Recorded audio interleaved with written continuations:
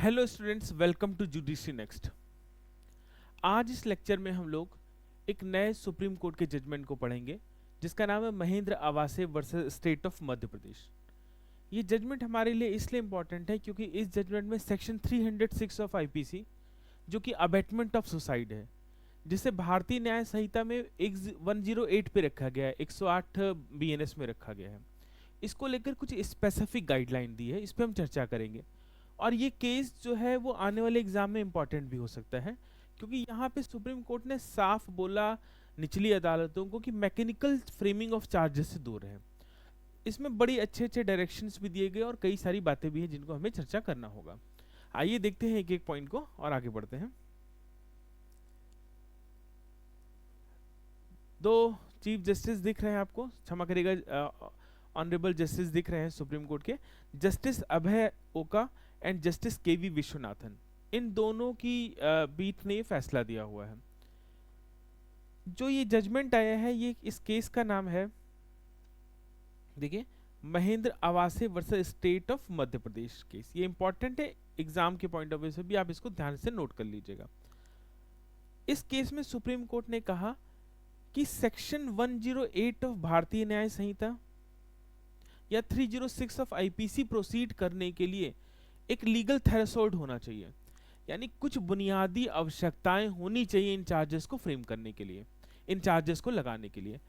अब किन बुनियादी आवश्यकताओं की बात की, किस चीज से रिलेटेड सेक्शन है, इसी को हम यहाँ पे कवर कर रहे हैं। देखिए, पहले हम इस केस के बैकग्राउंड को समझते हैं। इस केस में हुआ क्या।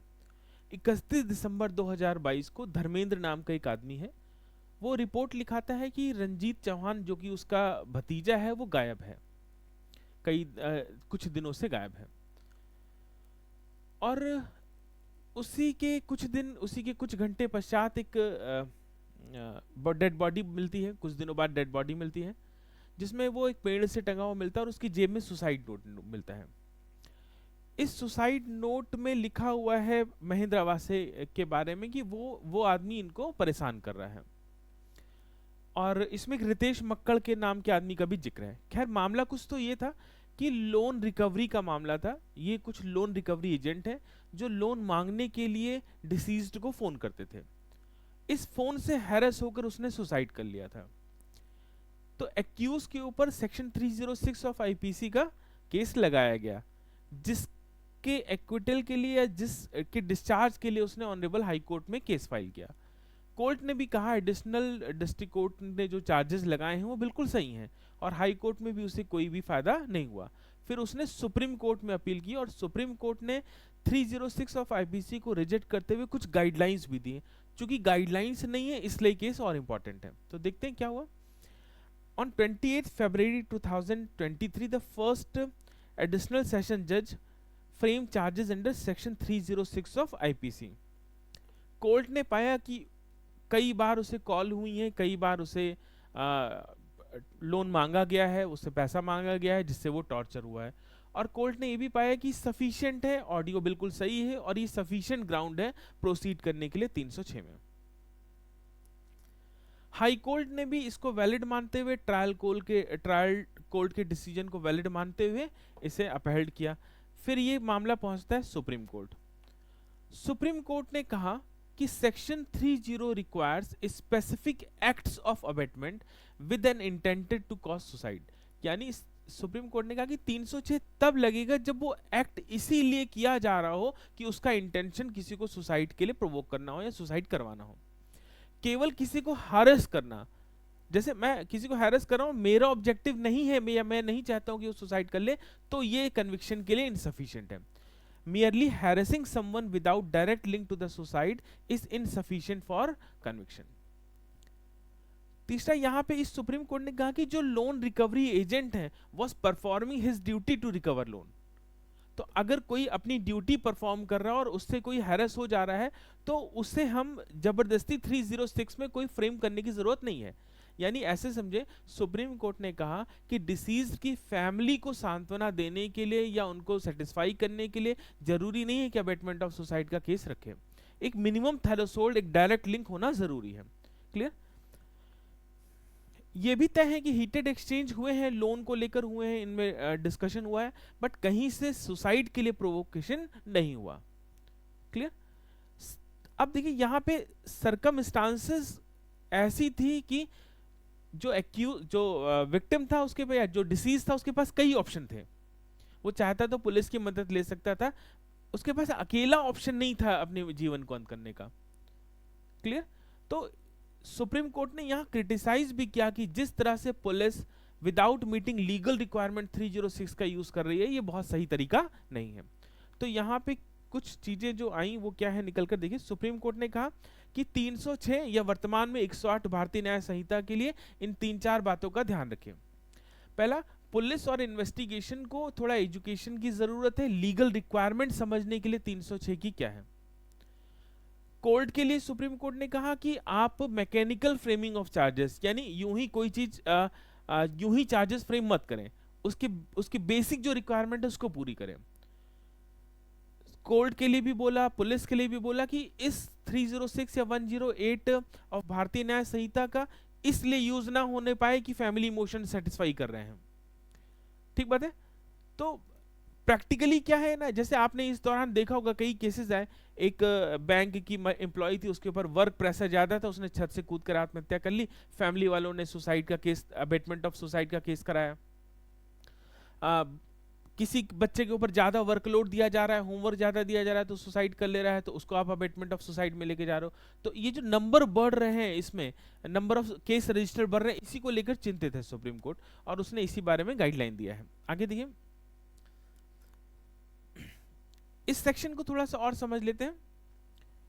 सेक्शन 108 में पनिशमेंट दिया हुआ है अबेटमेंट ऑफ सुसाइड का, जो कि पहले 306 में दिया था। अबेटमेंट ऑफ सुसाइड में ये 3 चीजें जरूरी है। पहला, ऐसा कोई डायरेक्टली इंस्टिगेशन किया गया हो कि आप सुसाइड कर लें या आप वो एक्ट करें, या 2 या 2 से अधिक लोगों ने मिलकर कोई कॉन्स्पिरेसी करी हो, या किसी को सुसाइड करने के लिए कोई मदद करी हो, या कोई ऐसा काम ना किया हो जो उसको करना चाहिए था। तो ऐसे कुछ बेसिक रिक्वायरमेंट दिया हुआ है। ठीक बात है? अब यहाँ पॉइंट देखिए, कुछ और भी इंपॉर्टेंट पॉइंट है, इसमें कुछ केस लॉज भी मैं डिस्कस करूंगा। एनसीआर भी बताता है कि केवल 17.5 मामलों में कन्विक्शन हुआ। अगर 100 मामले रजिस्टर्ड हुए तो 17 मामलों में ही अबेटमेंट ऑफ सुसाइड का चार्ज सही था। ठीक बात है? कोर्ट ने कहा कि क्लियर एविडेंस होना चाहिए सुसाइड के बीच में और जिसके ऊपर आप सुसाइड का आरोप लगा रहे हैं उसके इंटेंशन के बीच में, यानी उसका इंटेंशन ऐसा ही था हैरेस करने का कि वो सुसाइड कर ले।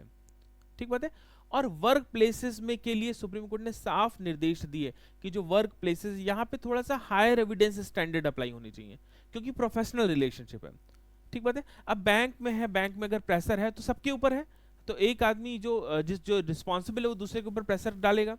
तो ये प्रेशर यहाँ पे थोड़े से हैरेसमेंट के पहलुओं को जांचना होगा कि क्या अबेटमेंट ऑफ सुसाइड में फॉल करेंगे कि नहीं करेंगे। ठीक बात है? कुछ जनरल ऑब्जर्वेशन, क्या general harassment of professional pressure without intent to cause suicide does not qualify as abetment. अगर कोई काम का प्रेशर है, प्रोफेशनली प्रेशर डाला जा रहा है या कुछ ऐसा हो रहा है, तो ये अबेटमेंट नहीं है सुसाइड के लिए। ठीक बात है? तो यहाँ पे ऐसी घटना होनी चाहिए जो डायरेक्ट हो और अलार्मिंग इंकरेजमेंट हो, यानी सरकमस्टेंशियल लिंक ऐसे हो कि जो डायरेक्टली ये प्रोवोक करते हो कि कोई जो डिसीज्ड है उसने इसीलिए सुसाइड किया हो, क्योंकि उसके पास कोई और ऑप्शन बचा ही ना हो। 3 केस के बारे में इसमें डिस्कशन है। M Mohan versus the state 2011 का। इसमें कहा गया कि establish the need of active and direct act. 306 के चार्जेस फ्रेम करने के लिए, 108 के चार्जेस फ्रेम करने के लिए क्या एक्टिव और डायरेक्ट एक्ट होना चाहिए, यानी जो हैरेस किया गया है, जो सुसाइड के लिए प्रोवोक किया गया, वो कैसा होना चाहिए, एक्टिव और डायरेक्ट होना चाहिए। दूसरा, जो प्रूफ हो वो स्पेसिफिक इंटेंशन सिद्ध करता हो कि जो हैरेसमेंट किया गया, हमारा हैरेसमेंट का ऑब्जेक्टिव ये था कि हमारा इंटेंशन सुसाइड करवाना है। क्लियर? और तीसरी पॉइंट इस केस में सुप्रीम कोर्ट ने बिल्कुल क्लियर किया कि एक्यूज का कंडक्ट और सुसाइड के बीच में क्लियर रिलेशन होने चाहिए। तो ये था M Mohan versus the state का केस। इसके अलावा अगले केस में Uday Singh versus state of Haryana के केस में कहा कि कॉन्टिन्यूअस कोर्स ऑफ कंडक्ट होना चाहिए। पहला पॉइंट देखिए, क्या कॉन्टिन्यूअस कोर्स ऑफ कंडक्ट, यानी आज किसी से झगड़ा हो रहा है और आज आपने हीट टॉक किया, कुछ बोल दिया और उससे जाके किसी ने सुसाइड किया, तो इसको हैरेसमेंट इस पर्टिकुलर सेक्शन के लिए हम नहीं मानेंगे। तो ये कॉन्टिन्यूअस होना चाहिए, ऐसा अक्सर होते रहना चाहिए। इसीलिए सुप्रीम कोर्ट ने कहा persistent harassment causing mental trauma, एक सिंगल इंसिडेंस को परसिस्टेंट हैरेसमेंट नहीं माना जा सकता है। और यहाँ पे एक गाइडलाइन भी दी इस पर्टिकुलर केस में, Uday Singh versus state of Haryana में, कि कैसे सर्कमस्टेंशियल एविडेंस को पुलिस को या कोर्ट को समझना होगा। ठीक बात है। एक और केस देखिए, निपुण अनेजा वर्सेस अदर्स में। यहाँ पे सेम वही बात है कि जो मैंने अभी डिस्कस किया कि अगर वर्क प्लेस पे प्रेशर बढ़ रहा है और कोई सुसाइड कर रहा है, तो यहाँ पे गाइडलाइन दिया कि जो प्रोफेशनल रिलेशनशिप है यहाँ और हायर चार्जेस को समझने की जरूरत है कोर्ट्स को। ठीक है, तो कोर्ट ने कहा focused on avoiding unnecessary prosecution in the work places related suicide. ठीक बात है, यानी वर्क प्लेसेस पे जो हो रहा है इसको थोड़ा सा और चेक करने की जरूरत है कि वो जो प्रेशर है वो हैरेसमेंट का पार्ट है कि नहीं, उस प्रेशर का ऑब्जेक्टिव ऐसा है कि उसको सुसाइड करने के लिए ही प्रोवोक किया जा रहा है, उसमें डायरेक्ट रिलेशन है कि नहीं, इन सब बातों को जरूर चेक किया जाए। और सुप्रीम कोर्ट ने कहा भी साफ साफ कि मैकेनिकल एप्लीकेशन या मैकेनिकल फ्रेमिंग ऑफ चार्जेस ना हो और स्ट्रॉन्ग एविडेंसेस जब तक ना हो तब तक सेक्शन 306 ऑफ आईपीसी या आज की डेट में हम कहें 108 ऑफ भारतीय न्याय संहिता का प्रयोग नहीं किया जाना चाहिए। तो आने वाले एग्जाम के पॉइंट ऑफ व्यू से ये केस आपके लिए बहुत इंपॉर्टेंट है। कौन सा केस, फिर से देख लीजिए एक बारी याद रखने के लिए। इसका नाम है Mahendra Awase versus state of Madhya Pradesh.